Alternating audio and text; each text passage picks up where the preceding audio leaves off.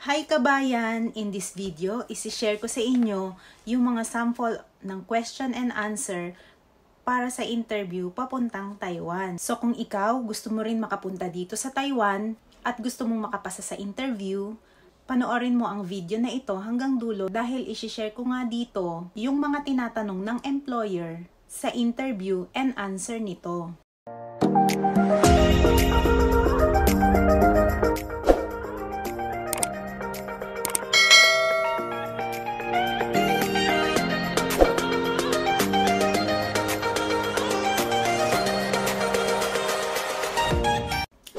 Hi everyone! This is Bing and welcome back to my YouTube channel. But before we started, please consider to like, subscribe, and click the notification bell para updated kayo sa mga latest na mga video ko. Hi everyone! Welcome to my channel. Ako nga pala si Bing at isa akong OFW dito sa Taiwan. 9 years na nga pala ako nagtatrabaho as factory worker dito sa isang kilalang electronics company dito nga sa Taiwan. Disclaimer lang, hindi po ako nagwo-work sa mga agency or recruitment agency. Hindi din po ako taga POEA at lalong hindi din po ako agent. Gusto ko lang po i-share sa inyo yung mga kaalaman ko para ma-share ko sa ating mga kababayan na nangangarap din makapunta sa ibang bansa, lalong-lalo na dito sa bansang Taiwan. So guys, bigyan ko muna kayo ng tips bago kayo pumunta ng agency. Unang-una sa lahat, dapat agahan nyo 1 or 2 hours before mag-umpisa yung interview. For example, 9 o'clock ang inyong interview. Dapat nandun na kayo 7 o'clock or 8 o'clock para makapag-review na kayo. At syempre, hindi lang naman kayo yung aplikante doon. Sobrang dami ng applicant papunta dito sa Taiwan. Pangalawa, pagdating nyo dun sa agency ay kukuha pa kayo ng number dyan. Sa pagkakaalam ko, may attendance pa nga yan eh. Kasi ilista doon yung mga pangalan nyo. Paano pag madami kayo, di ba? So, pag mas nauna ka, mas maganda. Maaga ka ding makakauwi, kaya agahan mo. Pangatlo, kailangan presentable ka. So, kung ano yung in-advise sa'yo ng agency na isusuot, yun yung suotin mo. Example, white t-shirt. Kailangan yun yung isuot mo para pagdating mo ng agency, hindi ka naman problema pa. Sa mga lalaki naman, kung mahaba yung buhok or long hair, dapat magpagupit na. At mga babae naman, ang alam ko mga naka-ponytail eh. Kasi kami doon, naka-ponytail kami. Kailangan neat. So, ilan lamang yan sa mga tips bago kayo pumunta ng agency. So guys, ang mga sasabihin kong sagot sa mga tanong dito ay example lang po. Pero ito din yung mga karaniwang tinatanong during interviews papunta sa Taiwan. So, syempre, para din po magkaroon kayo ng idea sa pagsagot sa interview, papunta nga ng Taiwan. So, ito na, isi-share na natin. So, ang advice ko sa inyo, mga kabayan, just relax, be patient, and focus. Focus lang tayo. Focus and follow the instructions. So, guys, dumako na nga tayo sa question number 1. Introduce yourself or tell me about yourself. So, may mga pattern ang pagsagot dyan. Ito yung name, age, school attainment, and working experience. Syempre, be confident, smile, relax. Ito po yung sagot dyan. Hello ma'am sir, good morning. My name is Bing. I'm 36 years old. I graduated from yung school na pinasukan nyo. Kung saan kayo graduate. And I have 4 years experience in electronics company, which is Nidec Philippines Corporation, and we make spindle motor for hard disk drive. I'm a single mom of a 12 years old daughter, and my mother taking care of her.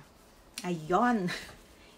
Ikaw ay single mom. Of course, sasabihin mo may anak ka. Tapos kung sino yung nag-aalaga. Kasi minsan parang questionable sa kanila na, oh, single mom to, paano mo mapagsasabay yun? Siyempre, kailangan kung single mom ka, alam naman natin na may nag-aalaga talaga sa anak mo, hindi yung ikaw.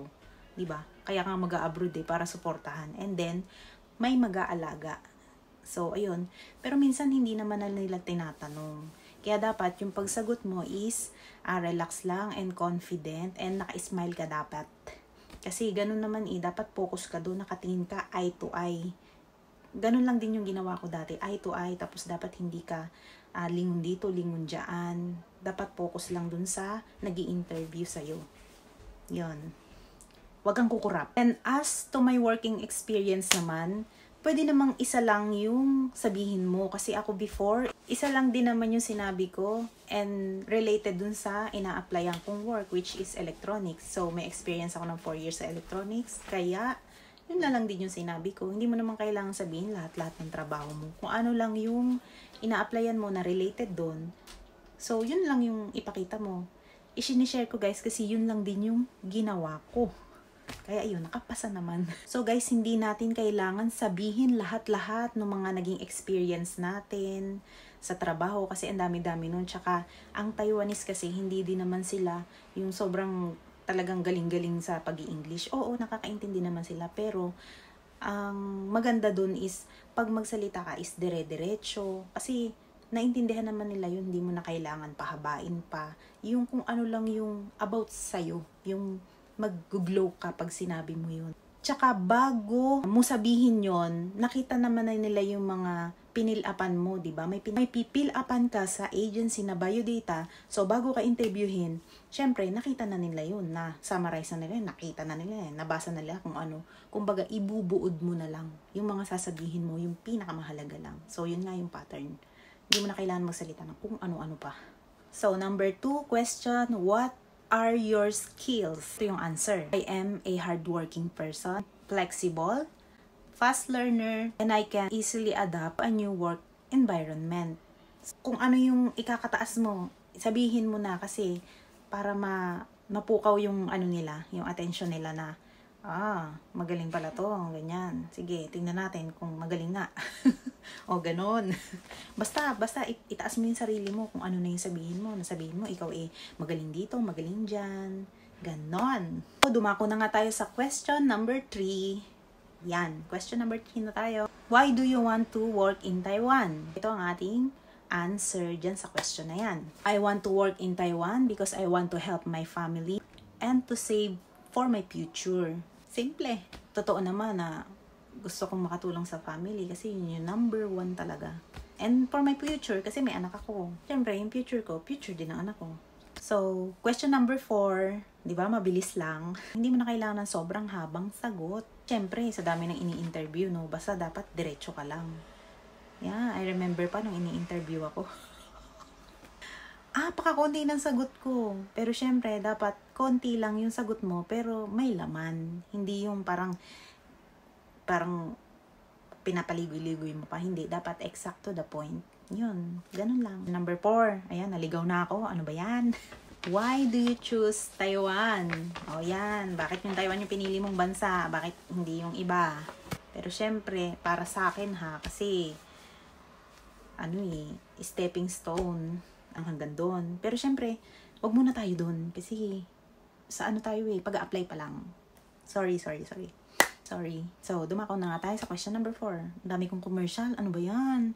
Why do you choose Taiwan? Answer, I choose Taiwan because Taiwan offers a lot of opportunities to many Filipino who wants to work abroad. And also, it is one of the safest country in the world. So, ito na tayo sa last question, number 5.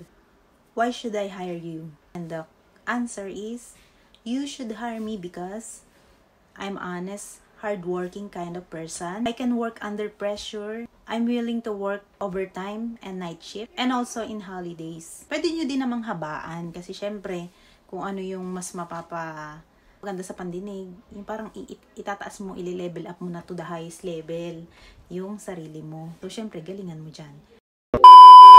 So dito ko na nga tatapusin ang aking video. Sana nakatulong nga ang video na ito para sa ating mga kababayan na nagnanais na makarating o makapag-apply nga dito sa bansang Taiwan. I hope you guys na makapasa sa mga interviews nyo. Sipagan nyo lang mag-apply and be patient. At yun lang. Thank you so much again.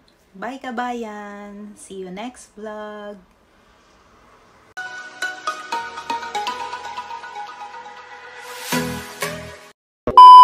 Why do you choose Taiwan? Taiwan yung pinili mong bansa. Bakit hindi yung iba? Siyempre, para sa akin kasi stepping stone, yung mga ibang nagko-cross country. Siyempre, dahil ako mahilig akong gumala. Hindi lang hanggang doon. Sana all. Ay, sorry. Huwag mong subukan. masisira ang buhay mo.